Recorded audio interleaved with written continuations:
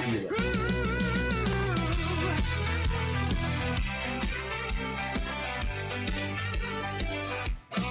Sintoniza aí que a festa vai começar. Não das 7, o som que vai te levantar. É hora do Vila com a vibe no ar. Coração batendo no ritmo do lugar.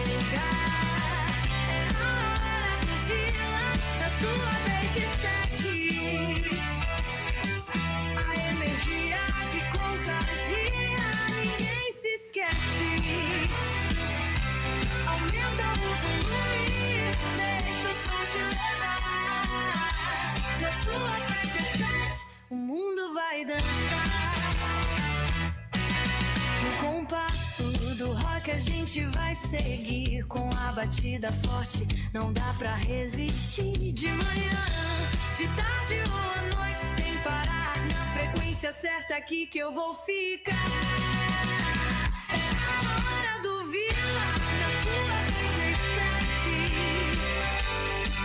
A energia que contagia, ninguém se esquece. Aumenta o volume e deixa o som te levar. Na sua 87, o mundo vai dançar. Ao centro da cidade, ao sertão, todo mundo ouvindo essa conexão. É o som que une, que faz vibrar. Na 87, só amor pra espalhar. É a hora do Vila na sua 87. A energia que contagia, ninguém se esquece. Aumenta o volume, deixa o som te levar.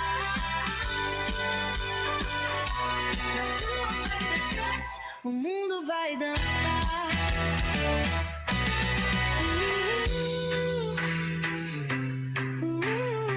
Hora do Vila. Sua 87 FM.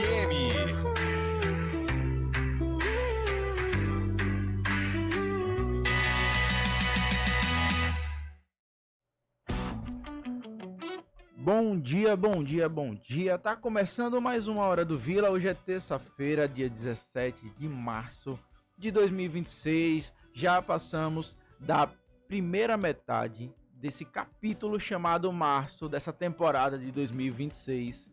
E esse é o seu melhor podcast destaque, inclusive, tá? Vou ressaltar durante o ano de 2026 inteiro, que é para vocês curtirem junto comigo. Daqui a pouco a gente começa o nosso bate-papo. Ele já está aqui, já está presente no nosso recinto, no nosso quartel-general. Daqui a pouco a gente vai ter Tássio Andrade falando sobre música, livro, literatura, vida, tudo e mais um pouco. Você que quer mandar sua mensagem pro Tássio, pode estar mandando mensagem no 79998784323. Manda seu áudio, manda sua mensagem, seu agradecimento, sua gratidão. Vamos mostrar a ele que ele é querido, muito querido pelos seus fãs, pelas suas fãs.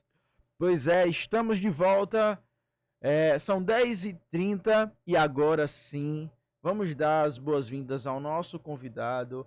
Uma salva de palmas nesse estúdio que não tem plateia para Tássio Andrade, ele que é escritor, DJ e várias outras coisas. Bem-vindo, Tássio Andrade. Peraí. Ei.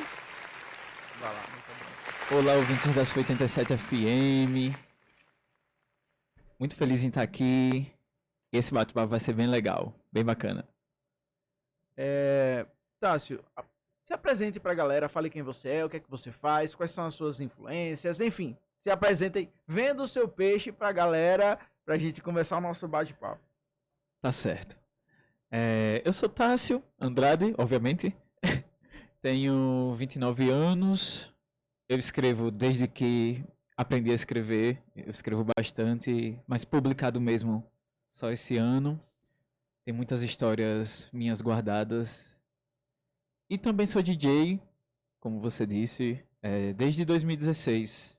Começou como uma brincadeira e acabou ficando sério e até hoje. Fiz uma pausa, mas voltei em dupla agora com o Guilherme. E a gente tá nessa agora com o Odisseia Tour. nos apresentamos no Sarau e foi bem divertido, bem bacana. Minhas influências na literatura são um pouquinho antigas. Eu gosto muito do romantismo, então eu gosto muito de Mary Shelley, a escritora de Frankenstein, Byron, marido dela Shelley também, mas também gosto dos contemporâneos. Eu gosto muito de Socorro Racioli, a escritora de A Cabeça do Santo. Ela é incrível, fantástica.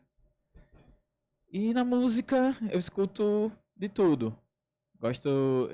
Meus amigos dizem que eu sou de fases, então eu tô numa fase agora mais Marina Sena, mais Duda Beat, mais música nacional independente. Eu tô bem nessa fase agora. Oh, bacana. Você falou que desde sempre, né, desde quando você aprendeu a escrever, que você vem escrevendo.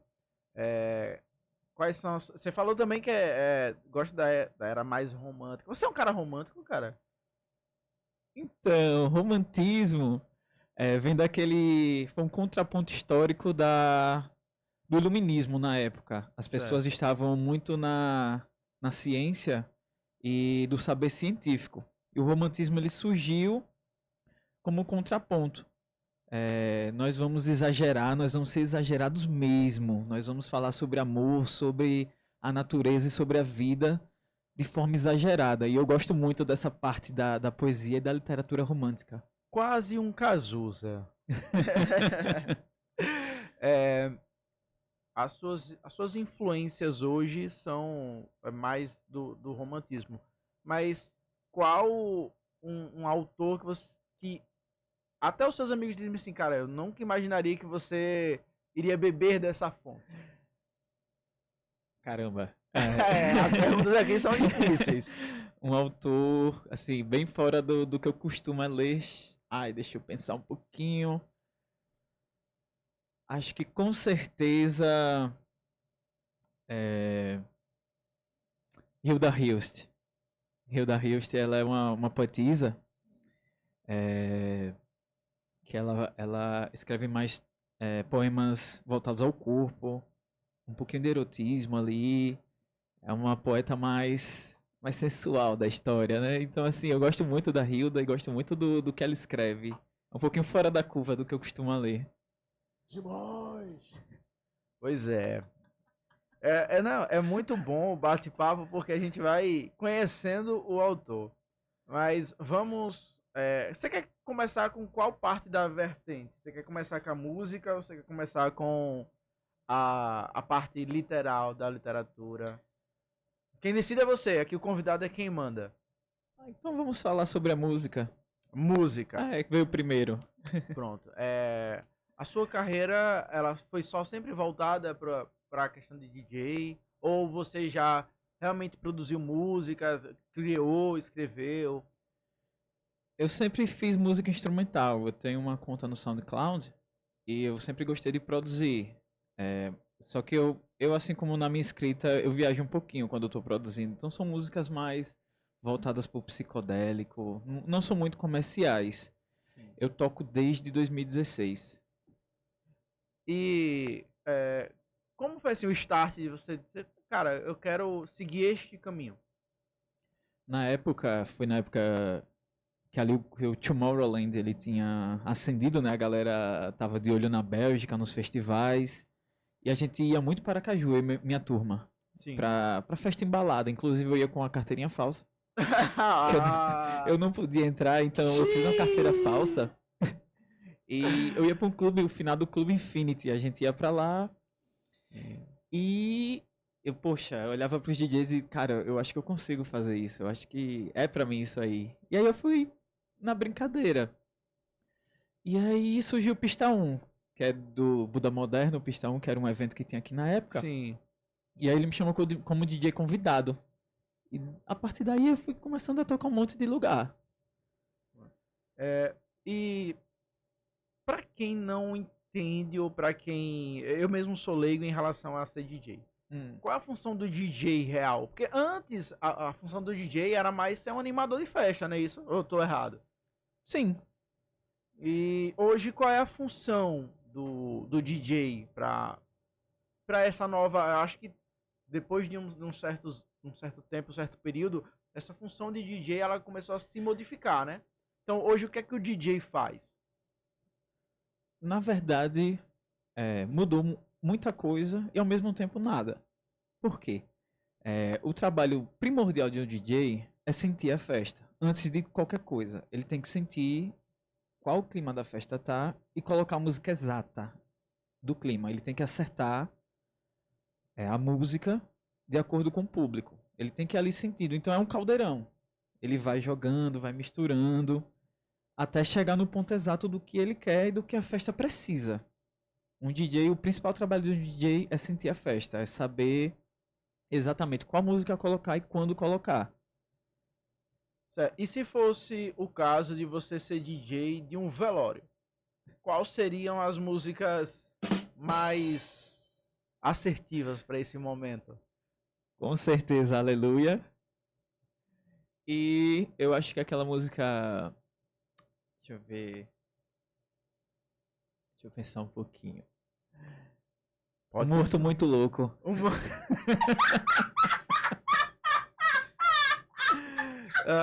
E aí ia ficar no looping, aleluia, um morto muito louco durante o enterro todo, ia ser maravilhoso. Eu ainda espero ver esse momento, né? E, assim, a gente subverte muita noção. Por exemplo, tem culturas que o velório ele é para celebrar a vida que se encerrou ali, e tem outras que preferem o luto. Então, seria muito maravilhoso começar a tocar um morto muito louco e o morto levantar. Nossa, seria sim. muito massa. Nossa, com certeza. Você como DJ, já teve alguma festa que, por exemplo, na comédia a gente tem um termo chamado água, que é quando a gente vai fazendo as piadas e elas nunca entram. Teve algum momento desse que você falou, cara, acaba, pelo amor de Deus, que eu estou tendo um constrangimento comigo mesmo? Tem recente. Lagarto. Eu fui tocar numa calourada. E aí a polícia bateu lá. O pessoal não tinha alvará pra ter um paredão lá. E eu tava tocando um paredão. E a polícia disse, ó, vai ter que manter no volume mínimo, senão a gente vai levar o paredão. E aí eu toquei baixinho, sabe? A capela. Eu tava tocando feiticeira faz feitiço, bem baixinho. Tipo, não dava pra ouvir. Tava todo mundo, a festa tava morta. Aí eu tinha que continuar lá tocando. Foi contratado, tem que se virar. E aí as pessoas não sabiam disso da polícia. As pessoas começaram a me vaiar, achando que era culpa minha. As pessoas, Caramba. E tipo, eu não podia fazer nada, eu não podia aumentar. E aí eu tive que passar a festa inteira assim. Hoje, você como DJ, tem alguma meta que você colocou lá no início da sua carreira? Cara, minha meta é chegar aqui, eu vou trabalhar até chegar nesse ponto, esse é o meu ponto auge.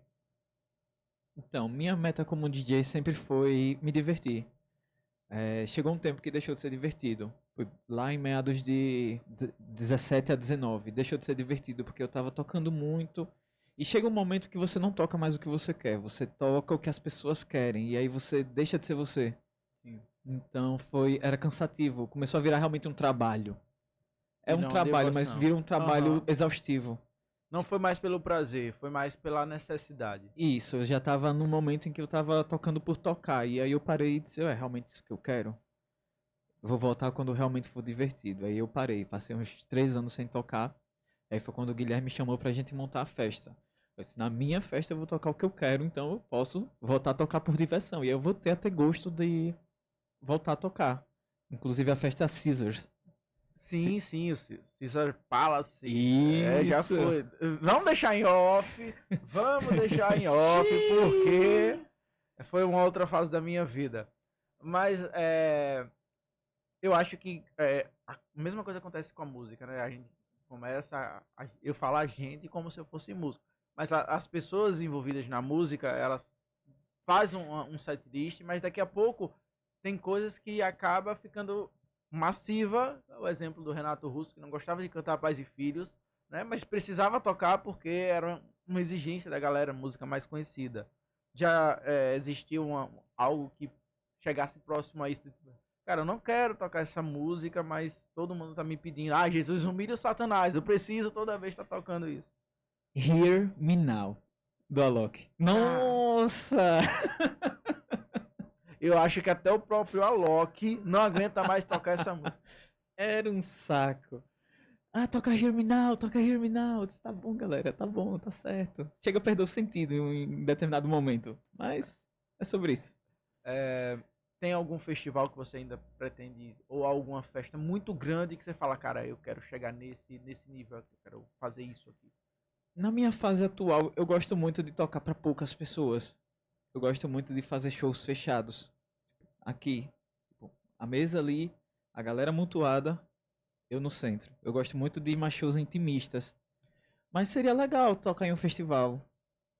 Festivais que eu já toquei, eu toquei naquele festival das cores que a galera jogava, que era moda. Sim. Happy Holly. E uma rave chamada Playground. Foi uma rave de 3 dias que tem um bang jump. Pô, caramba. Incrível, incrível. Muito massa, velho. Eu sempre gosto de perguntar essas coisas, porque a gente sempre tem uma meta quando a gente começa um trabalho, né? Eu, por exemplo, não acho que... não é sobre a fama, mas é sobre estar ali presente e fazendo aquilo que você se diverte, né? Eu tive alguns poucos momentos. Minha última grande apresentação foi com o Ramon Coxinha. Inclusive, para você que está nos ouvindo, dia 9 de abril de 2026, no Sesc Senat, vai ter Ramon Coxinha e Emerson Ceará com a Magia do Boteco Volume 2, aqui em Itabaiana. Vá lá para você curtir as histórias de boteco. Você que é mais velho que eu, né? Eu sou jovem. Eu sei que é dos anos 80, anos 90, que tinha os botecozinhos nas esquinas, que via o tio, o pai tomando sua cerveja, conversando com os amigos sobre inúmeras coisas. Pode ir lá que você vai se divertir. O show tá muito bom. Os dois são muito grandes artistas e comediantes. Dia 9 no Sesc Senat. Você que está querendo comprar, vai lá no Vilela Produções ou no Ramon Coxinha. Vocês acham o link dos ingressos. Mas voltando aqui ao nosso bate-papo, teve algum artista que você já tentou alcançar mediante a sua função de DJ? Cara, como DJ eu queria conversar com fulano, queria conhecer essa pessoa aqui. Acho que é a dupla francesa Daft Punk. Eu gosto muito deles, eu me espelho muito no trabalho deles. Ele mirou bem baixo. Não, é só uma dupla ali que dá pra você alcançar. Que não é mais dupla, né? Eles acabaram, mas o legado segue. Você e o Guilherme, é aquilo que eu sempre falo pros meus colegas. Principalmente quando vocês vão tocar, eu sempre falo, ali são Chitãozinho Chororó da música eletrônica. Os caras é muito bom. Como foi essa junção com o Guilherme? Vocês já se conheciam? Vocês já pensaram num projeto? Você já pensou em ter feito um projeto junto ali com alguém? Então, eu ensinei Guilherme a tocar. Ele não sabia e perguntou, você me ensina? Eu te ensino.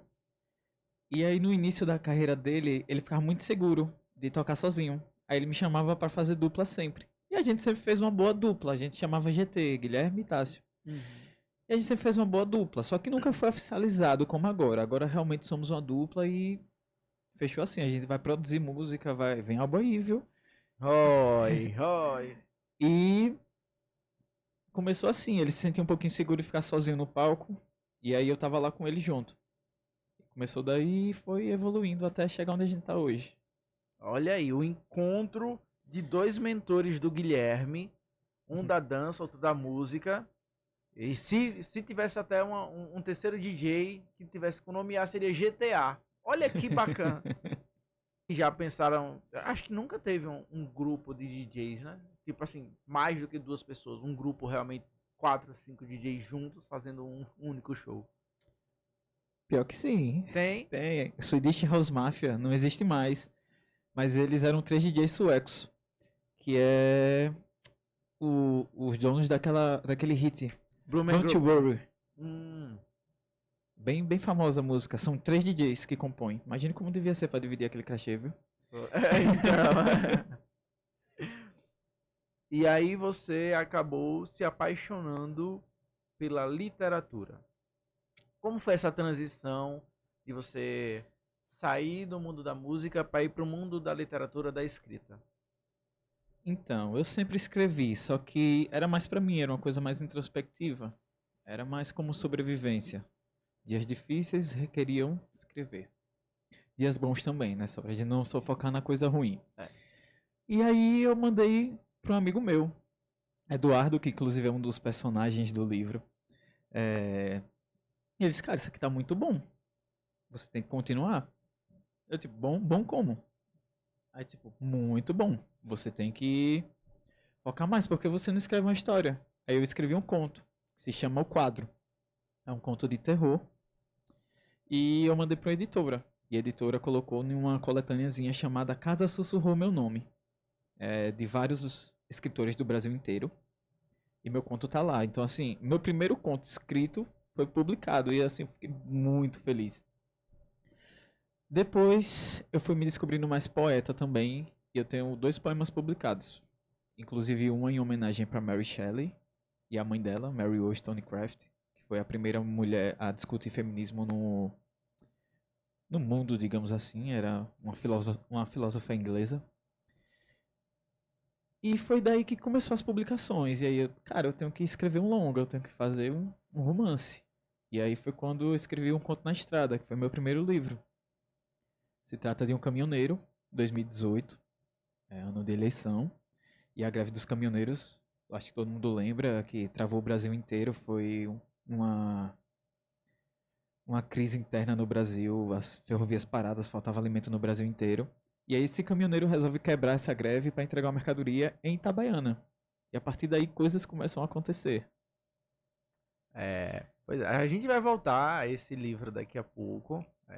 Não vamos colocar tanto spoiler, mas você falou que teve o seu conto, né, o quadro, mas você também teve a sua era poética.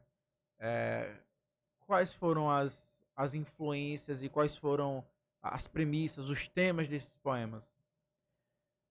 Como eu escrevo mais sobre romantismo, foi mais sobre perca, a beleza no êfemero, solidão. São poemas mais voltados para essa introspecção da vida, da gente olhar com um olhar mais melancólico. São poemas mais tristes. Você já pensou em fazer uma coletânea desses poemas? Juntar, por exemplo, eu teve uma época, todo poeta não sabe amar, né? Tem essa frase bonita. E geralmente esses poetas, eles são eles começam a ser criados justamente depois de uma perca, né? O comediante Murilo Couto, ele falava que a afinada Marília Mendonça, ele desejava que ela realmente tivesse sido traída assim no dia do casamento dela pela irmã, justamente para ela ter um bom álbum. Porque geralmente os bons álbuns vêm daí, né? É justo. E eu tive uma coletânea que foram alguns pensamentos meus. Eles não foram publicados de uma certa forma, mas eu fiz alguns vídeos lendo eles, tá lá no TikTok, quem quiser ver, @o Insta do Vila, Devaneios do Amor. Então era as versões do amor, mas não de forma romântica como a maioria vê. Por exemplo, tinha um que falava que o amor era como se fosse um carro passando por cima de um corpo, as vísceras. Então era algo mais cru, era uma visão mais realista. Outras era mais romântica. E assim eu ia brincando entre essa fluidez que é o tema amor, né? E no meu caso, esses poemas eles tinham destinatária. Sempre teve alguém por trás daquilo. E a pessoa, quando ela lia, ela dizia, eu entendi as referências. Você costuma também colocar esse tipo de referência para a pessoa? Ou geralmente era tipo, não, eu só tenho esse pensamento sobre esse determinado tema e eu vou introduzir? Eu acredito que todo poeta tem sua musa. Ah, com certeza. Seja ela real ou fictícia. Eu acredito que minha musa, pelo menos na minha primeira era de poesia, ela era real. Hoje em dia eu acho mais uma idealização, sabe? É algo mais fictício. Não é diretamente alguém, mas sim aos sentimentos, a idealização de alguém. Então, assim, se você ler um poema meu mais atual e um antigo, você vai perceber que existem nuances, existem diferenças entre eles. Os outros, realmente, você consegue pegar que é uma micro história escondida ali de algo que eu passei. Sim. Eu tenho. Inclusive, eu não lembro se eu cheguei a postar, mas eu tenho um poema chamado Despair. Foi o primeiro poema que eu disse, cara, eu preciso fazer algo diferente. Então, não chegou a ser, de uma certa forma, estruturar um poema, mas foi uma história que passou-se pela minha cabeça. A história de um rapaz desesperado. E ele vai pro meio de um parque com a arma e alguém nota o sofrimento dele antes dele tentar, né, ceifar a própria vida. E o cara começa a conversar com ele. Cara, se acalma, vê as coisas ao redor, como um ataque de pânico mesmo em si. Só que no final, eles acabam fazendo uma contagem. Quando chega no número 2 do segundo, ele acaba tirando sua própria vida. O final do poema é justamente o grito de uma mulher desesperada por ver aquilo. Então, assim, foram momentos da vida. Assim como eu tenho La Cartiera de Mi Amore número 3. Ela foi uma carta que eu fiz para uma pessoa que ela gostava de italiano. Então, fui aprender italiano para escrever a carta e postar a carta. Enfim. Então, como você falou, todo poeta ele tem a sua musa. Acho que da mesma forma que todo artista musical tem as suas inspirações. E você achou muita diferença entre você fazer o conto e fazer o poema? Sim. A prosa, ela exige mais racionalidade. Ela exige que você seja um pouquinho mais racional com o que você está escrevendo. Já a poesia, eu acho ela mais livre. Você pode devanear, devagar, metaforar à vontade. E hoje em dia, meus 2 livros, eles têm poesia e prosa, os 2. Minha escrita é mais poética, até na prosa. Eu consegui misturar os 2. Como Clarice Lispector, ela escreveu o pré-pensamento ali, que é algo que como se fosse antes do pensamento, que a galera chama de fluxo de consciência, que é uma escrita corrida. E, inclusive, Sim. muita gente acha ela uma autora difícil de ler por causa disso. Mas funciona melhor para mim escrever desse estilo. E para o seu livro, né? O tema base hoje do nosso programa. Você sentiu muita dificuldade em fazer essa transição? Porque você saiu de um conto de terror, não é isso? Para a poesia romântica sobre sentimentos e depois você vai para uma comédia. Como é transitar sobre esses gêneros que são completamente diferentes, dicótonos um do outro, e você conseguir acertar ali o ponto-chave daquilo? Então, Santo Queijo, ele foi um desafio. Eu tava com alguns amigos e aí eles falaram, cara, você deveria escrever uma comédia. Uma comédia bem surreal, assim, algo num tom bem largado. E aí eu comecei a pensar, nós estávamos no supermercado e aí tinha uma pilha de queijos assim. E aí eu disse, cara, queijo é bom, né? Queijo é bom. Pena que é caro. Aquele ali, velho, 80 conto. Caro, muito caro. Se a gente roubasse? Aí eu olhei assim. Dá pra escrever sobre isso. Uma gangue de ladrões de queijo. Olha que surreal. E foi de onde surgiu a ideia inicial do livro. E aí, a partir disso, eu comecei a me desafiar. Eu disse, o livro vai ser em Portugal. Eu nunca fui a Portugal, então foi uma pesquisa extensa para saber como é o interior de Portugal, como funciona. E eu acabei percebendo que interior é interior em qualquer canto desse mundo. Não é muito diferente daqui. Tem gente meio maluca, tem gente De É, todo tipo. tem o doidinho do CAPS, tem, É. tem a senhorinha que vai dar conta da sua vida. Isso aí. Então foi um desafio. Escrevi sobre uma cidade, um país que eu nunca fui. Tive que criar uma cidade do zero, que a Alcabriça, ela é uma criação minha. Tive que criar rua, história, clima, histórias das ruas. E foi muito divertido esse processo, também difícil. Foi muito difícil porque exigiu um ano de pesquisa e anotações para que ficasse fiel e que ficasse lusitano, né? Um tom português de Portugal mesmo. Porque é um brasileiro escrevendo sobre outro país e outra cultura. Então, eu precisei de muitos consultores. Eu tinha um amigo que sempre eu enviava o livro para ele e disse, cara, isso aí tá lusitano o suficiente, tá português o suficiente. E ele me dava umas dicas, ó, escreva desse jeito. A sintaxe não tá muito brasileira, você precisa acelerar um pouquinho mais, coloca um opá nas falas, e assim a gente foi indo. O livro foi uma construção, realmente foi um desafio. Então conte-nos, né, sobre o livro em si, o título, os personagens, o enredo, tudo que você puder jogar de informação para que a gente se delecie com esse queijo aí sagrado. Então vamos lá. O livro se chama O Santo Queijo de Alcabriça. Alcabriça é a cidade de Portugal. O livro basicamente ele começa com algumas semanas para o festival deles, que se chama o Festival da Queima do Queijo Velho, que é um festival onde todas as queijarias dessa cidade se reúnem para competir entre si. Só que há alguns anos atrás chegou uma grande corporação, uma fábrica de queijos grande, tecnológica. Eles ainda fazem os queijos na mão, aquela coisa super tradicional. E aí chegou essa fábrica e começou a falir os pequenos produtores. E a pessoa ficava lá vendendo o queijinho do jeitinho dela, ou se rendia e ia trabalhar para a Lacta Inc., que é a empresa lá, tipo a Nativille. Sim. A grande empresa que está ali sugando os pequenos produtores. E nisso, tem uma queijaria que ela é a mais tradicional, que se chama São Roquefort.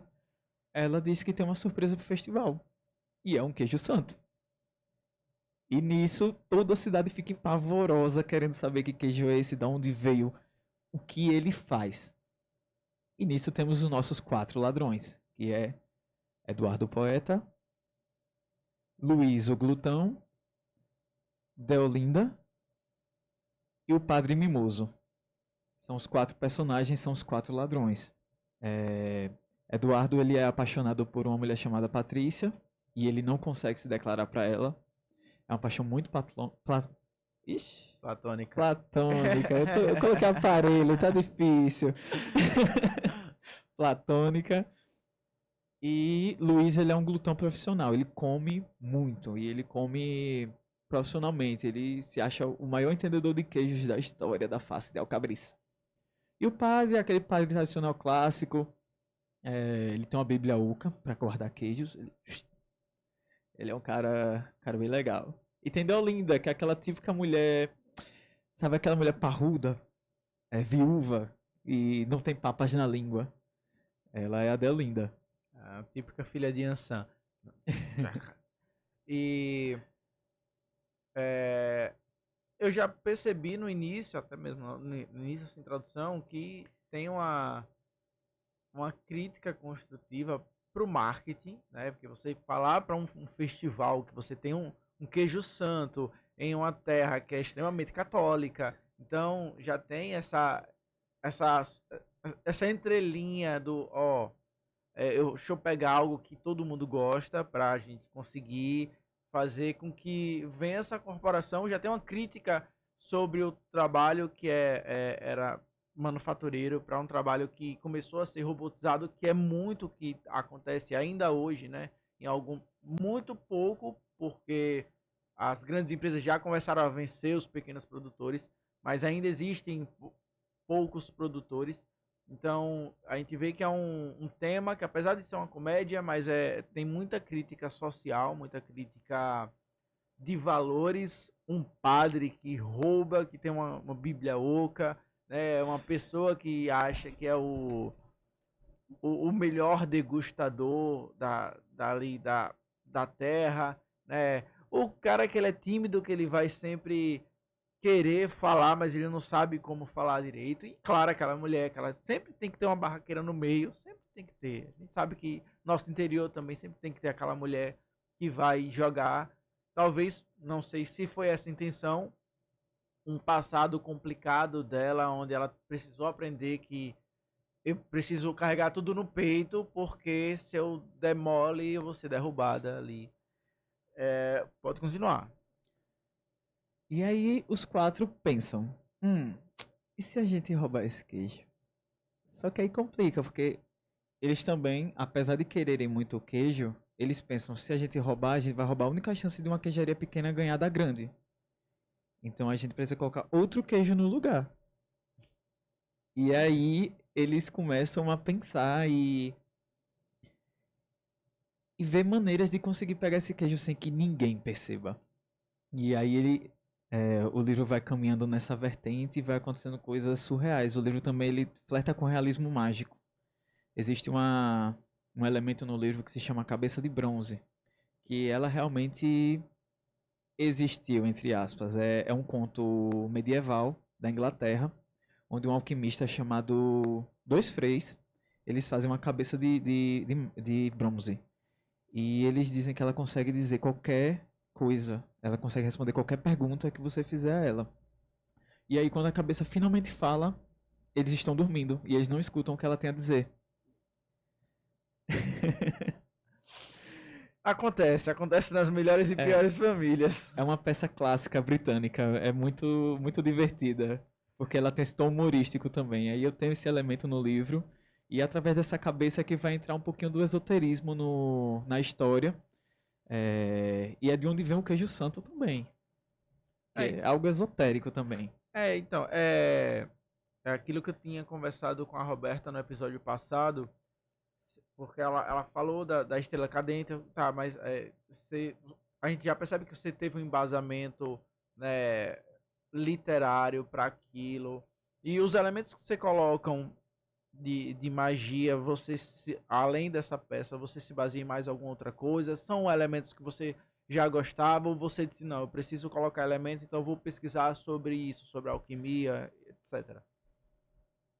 Então, né, na época em que eu escrevi o livro, há um ano atrás, eu estava lendo Dom Juan, de Lord Byron. É um livro clássico, é uma epopeia satírica, inclusive.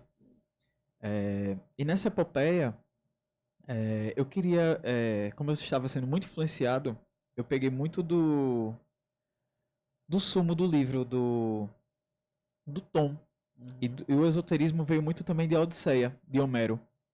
Um livro clássico, e por isso que eu digo que meu livro é uma epopeia láctea, porque eu me baseei muito em Odisseia e em Dom Juan para conseguir criar esse universo, essa magia do livro. E Garcia Marques também, Gabriel Garcia Marques, o nosso escritor latino-americano, para também não só ficar citando ingleses aqui, né? Né?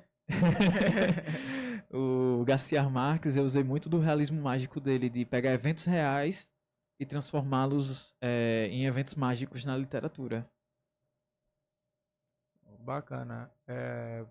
O livro, ele se encaminha sobre os valores de tentar achar um contraponto entre querer muito aquilo e saber que vai prejudicar alguém, que talvez não só uma pessoa, mas, né, uma cadeia de eventos.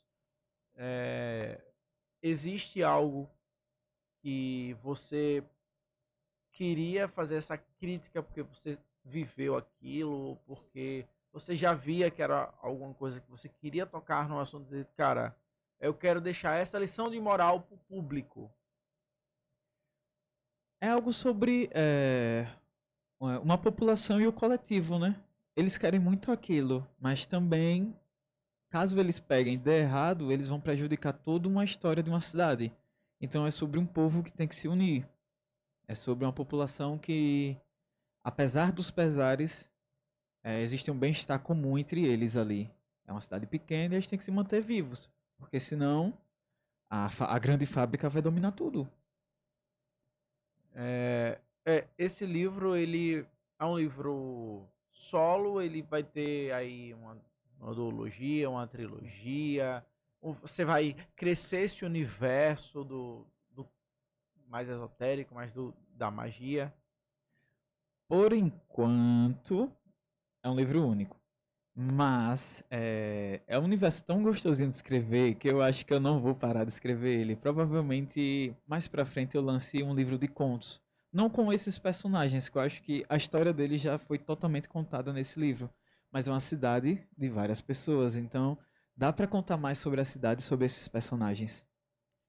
Sim, a pergunta veio justamente, como a gente tá falando em off, é, eu escrevo também um pouco, não para publicar, mas para ficar liberto de alguns sentimentos, sejam eles positivos ou negativos.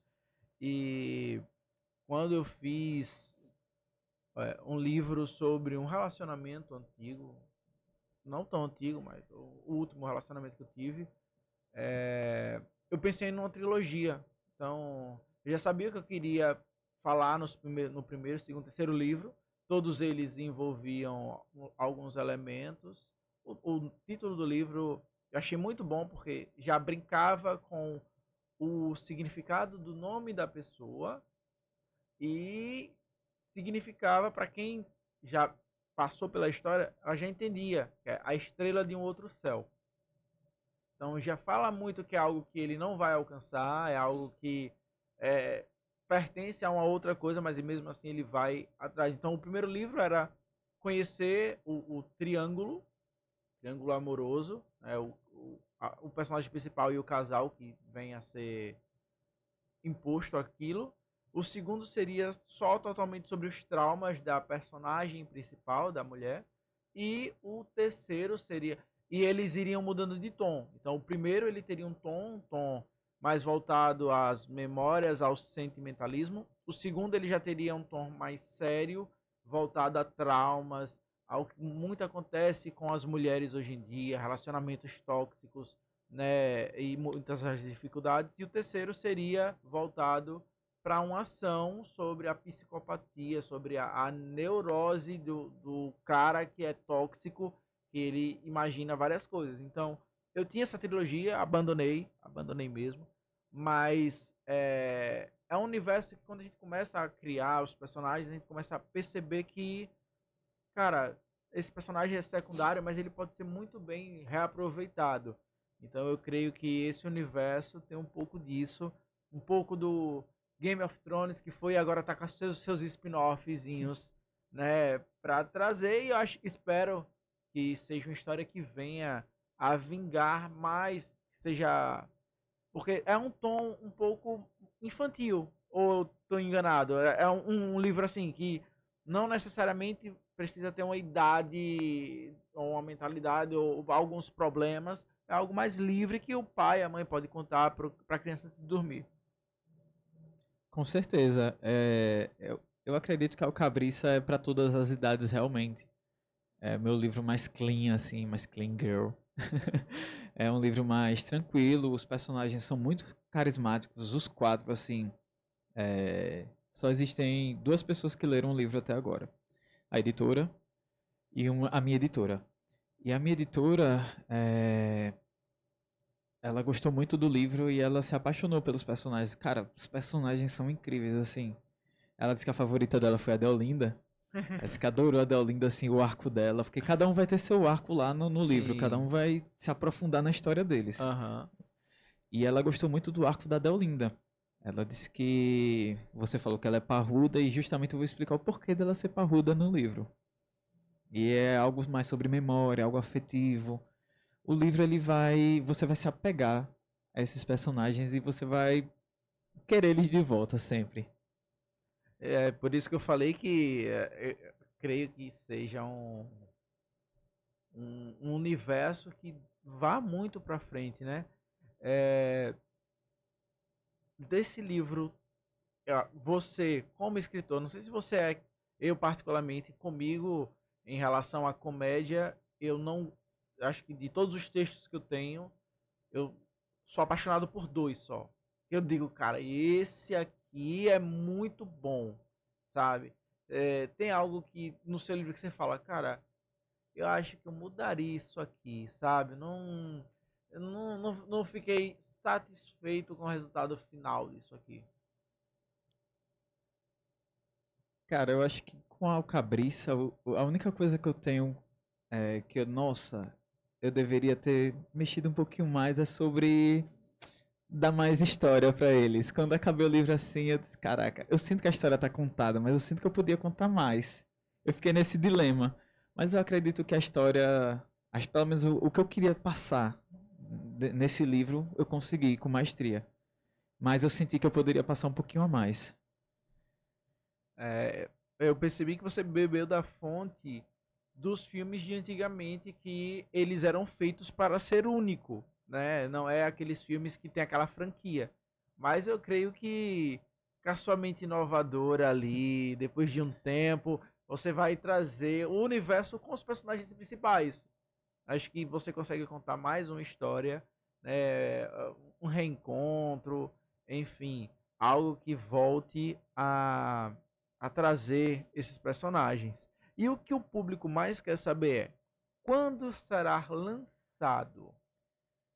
O livro está em pré-venda pela editora Minimalismos. Na pré-venda agora você consegue comprar e se a gente conseguir bater 100 cópias vendidas, cada pessoa que comprou vai ganhar uma a mais. E o livro vai ficar pronto próximo mês. Vai encerrar a pré-venda esse mês e vai começar a impressão. Aí próximo mês já teremos o livro físico, o livro por aqui. E aí vocês vão poder me dizer o que vocês acharam dessa Terra Láctea. Tá faltando quanto para essa meta, pra gente ter um estimativo, pra gente fazer uma campanha, porque eu acho que assim, o intuito da gente fazer qualquer tipo de marketing para os nossos artistas é ajudar eles a baterem as metas. Então, nada mais justo do que a população itabaianense, né? Os nossos amigos, as pessoas que são fãs do nosso trabalho, que é algo que eu estava até conversando com alguns amigos, comediantes meus, amigos meus, que, cara, a gente às vezes não consegue ver o quão grande a gente é, né? De ter mudado o humor de alguma pessoa, como você falou, sua editora amou ali, tá conectada com a Deolane, e às vezes a gente só precisa de um empurrãozinho a mais para que a gente continue fazendo o nosso trabalho. Então, para que você não perca o gás, o que é que a gente pode fazer para estar indo atrás aí da pré-venda? Se você quiser falar o valor do livro para as pessoas que estão ouvindo, para as pessoas que vão nos assistir, e essa entrevista vai direto para o YouTube, né, vai para as nossas redes sociais, e que a gente possa ajudar a não só bater o 100. O intuito é ele virar um fenômeno mesmo, assim como a gente conhece outros escritores daqui da cidade, do estado, do país, que esse livro ele contagie e contamine a mente e a imaginação de pais, crianças, avós. Então, o número exato de cópias até agora eu não tenho porque quem está cuidando é a editora e eles não me passam essa informação. Mas o livro está disponível com 10% de desconto no site da Minimalismos. No meu perfil também vocês podem encontrar o link, tassio.end. E o livro está de R$ 70. Nessa parte da pré-venda, realmente o livro ele é um pouquinho acima do preço normal, por causa que a pré-venda ela é fundamental para a gente conseguir imprimir o livro.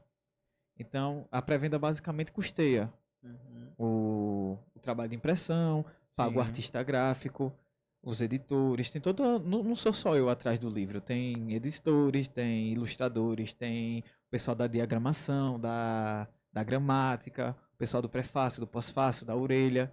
Ela é fundamental principalmente por isso, porque está gerando emprego para as pessoas e está valorizando o trabalho delas. Não só o meu, existe um grupo atrás de mim que também está comigo nessa. Tem um marketing também, né, para poder... É uma engrenagem, é uma máquina que todos têm que estar juntos. Você falou que esse é o seu primeiro livro impresso, mas não é o primeiro livro que você escreveu. É isso? Conta pra gente essa história. Então, eu escrevi primeiro um livro chamado Um Conto na Estrada, que é aquele livro que eu falei sobre o caminhoneiro, que eu acabei dando um spoiler ali. E esse livro, ele demorou mais a ser publicado. Ele vai ser publicado pela editora Letramento, que é uma editora de Minas Gerais. E eu acredito que ele demorou a ser publicado por causa que ele tem um teor mais político. É algo mais parrudo. Eu misturo mais terror com política e folclore. É um livro sobre o nosso querido carneiro de ouro da cidade. Aquele carneiro que tá lá na serra, que fica brilhando, que só aparece para algumas pessoas. Ele tá nesse livro e a história gira em torno dele ali na cidade de Itabaiana. Eu acho que esse livro, pelo menos pra gente, assim, a gente vai entender muita coisa. Ele tem muita referência à nossa cidade e a coisas que só a gente conhece. Mas eu fiquei muito positivamente surpreso de uma editora de Minas Gerais que não conhecem a gente, não conhecem Itabaiana, não conhecem o Carneiro de Ouro, não sabem que o Ceasa não está em uso. E eles gostaram da história e resolveram publicar. Então, assim, é uma história que, pra mim, ela se mostrou o potencial dela. Porque se eu conseguir fazer alguém que não veio aqui se interessar, é um livro que tem potencial para qualquer pessoa do mundo se interessar. Sim, sim. Quando eu tava fazendo, como eu tava fazendo muito show fora de Itabaiana, então eu precisava me apresentar literalmente, tipo, falar da cidade. Muita gente não conhece Itabaiana. Acho que nem os itabaianenses conhecem Itabaiana direito, né? Porque, por exemplo, a lenda do Carneiro de Ouro é muito pouca pessoa que conhece, né? A lenda do Santo Antônio Fujão todo mundo vê o Santo Antônio ali, né? A imagem dele ali na praça, mas ninguém sabe a história daquilo, de estar ali, porque tem pegadas ali. Então, chegar e falar um pouco do nosso folclore para um estado que talvez não conheça Itabaiana com sua totalidade, já é um grande potencial, né? E eu acho muito interessante essa lenda do Carneiro de Ouro, que eu sempre fiquei imaginando, cara, é muito massa você querer uma riqueza ali por um carneiro de ouro. Eu só pegaria o carneiro e venderia. Eu gosto das coisas mais fáceis. Mas como foi transitar novamente da comédia, no caso, do teor político, né, da sátira política para a comédia?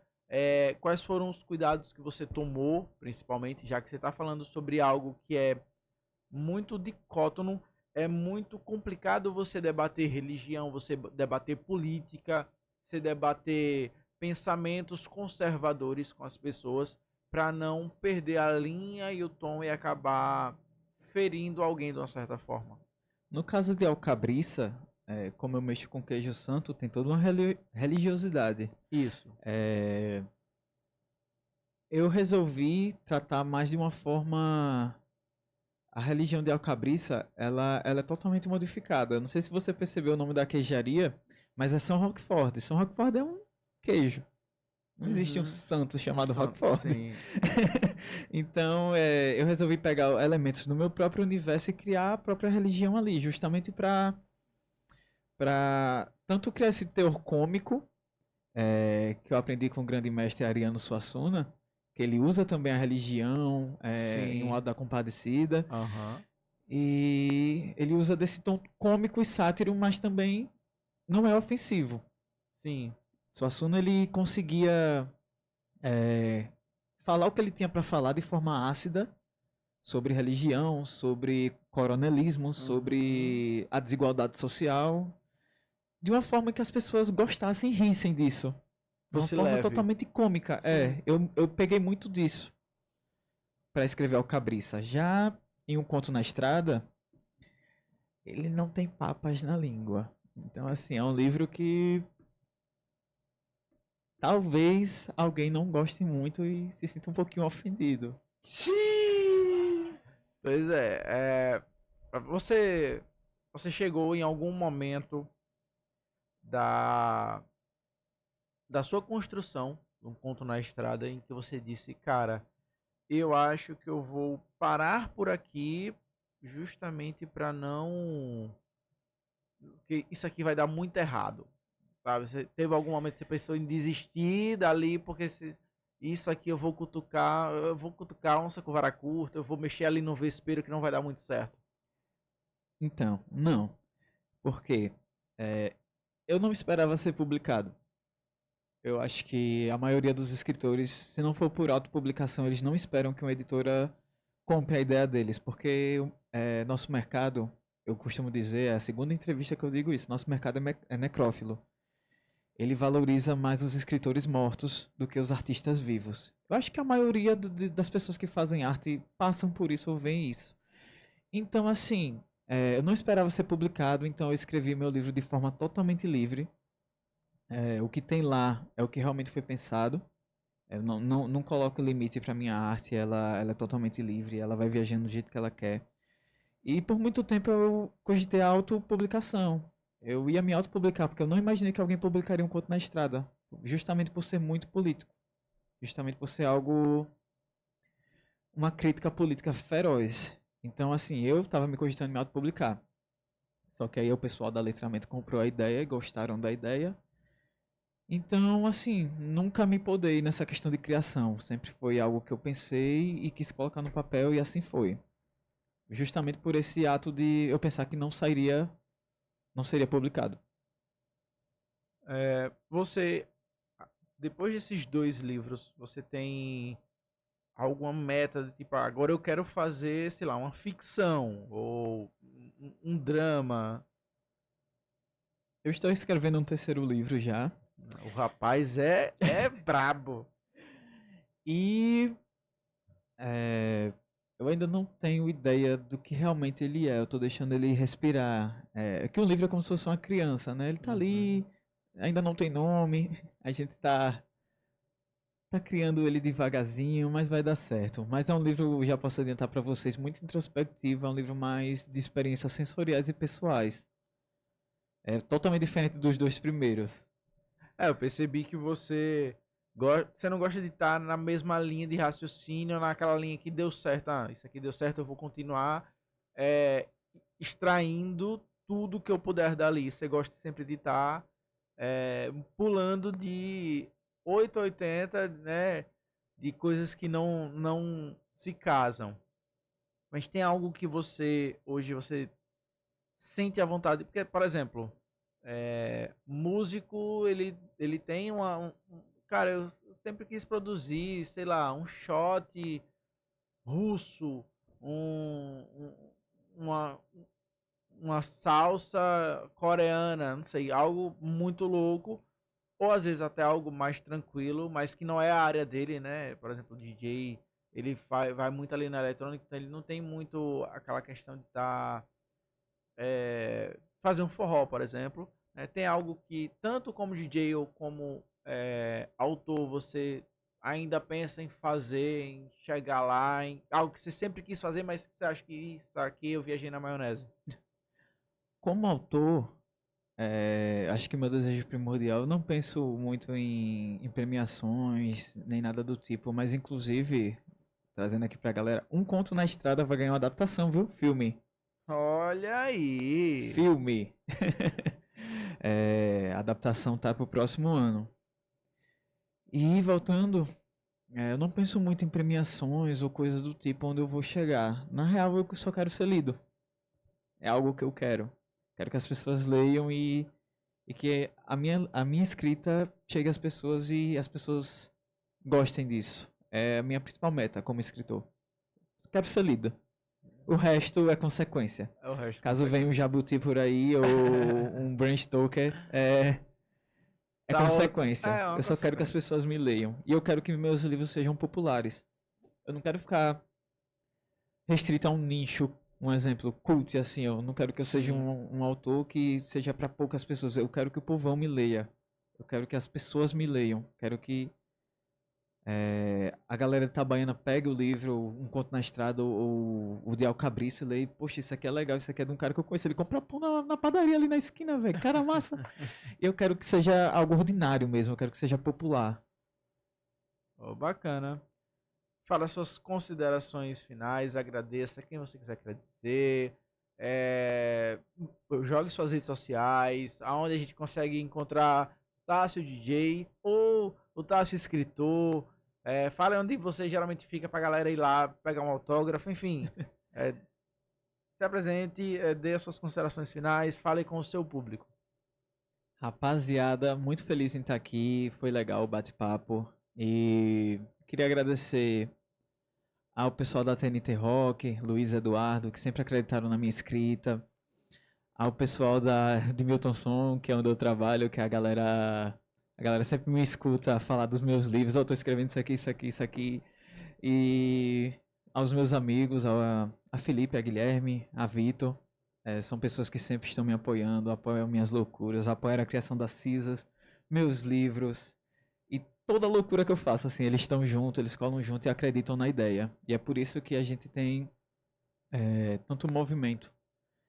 A Cisa surgiu de um grupo de amigos, meus livros surgiram de um grupo de amigos. Então, rapaziada, consumam artistas vivos.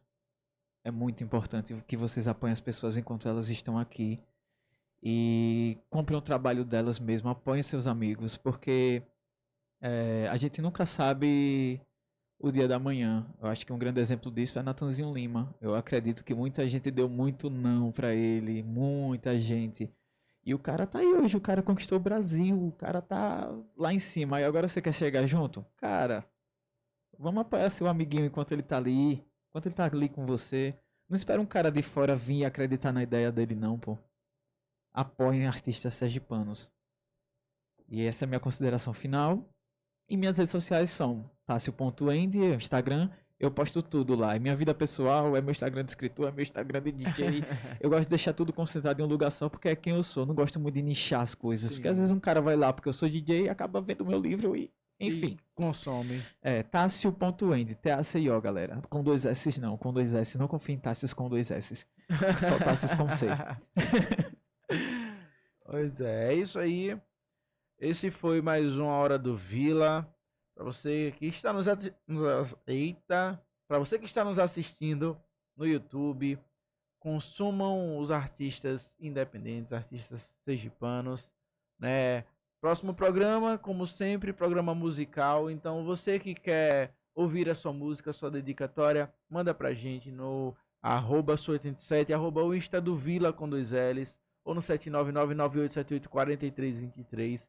Tássio, muito obrigado pela sua participação. Foi muito bom ter você aqui. Espero que você volte não só como o autor convidado, mas também como DJ junto com o Guilherme. Quando você for lançar o Conto de Estrada, você retorne aqui. As portas da Hora do Vila sempre estarão abertas para a arte, para a comunidade. Sempre que tiver algum projeto e quiser colocar a cara, a gente sempre vai estar apoiando. E espero que você tenha gostado do nosso bate-papo. Espero que dê muito certo o livro. Eu torço de coração que esse livro ele não só quebre as barreiras daqui do estado, mas que seja um livro que muita gente consuma, que muita gente chegue e diga assim, cara, eu gostei muito do seu livro, eu leio para minha filha, para o meu filho antes de dormir, eu leio para o meu pai, para minha mãe, enfim, espero que seja de grande sucesso a sua estrada, e a gente vai se ver muito por aí, pelos eventos, né, pela cidade em si, e muito obrigado mesmo. Por nada. Então é isso aí, galera. Essa foi a Hora do Vila. Espero vocês na próxima semana. E é aquilo que eu sempre digo, né? Se a gente não se vê mais, um bom dia, boa tarde, boa noite. Até a próxima. Fiquem tranquilos. Tranquilo.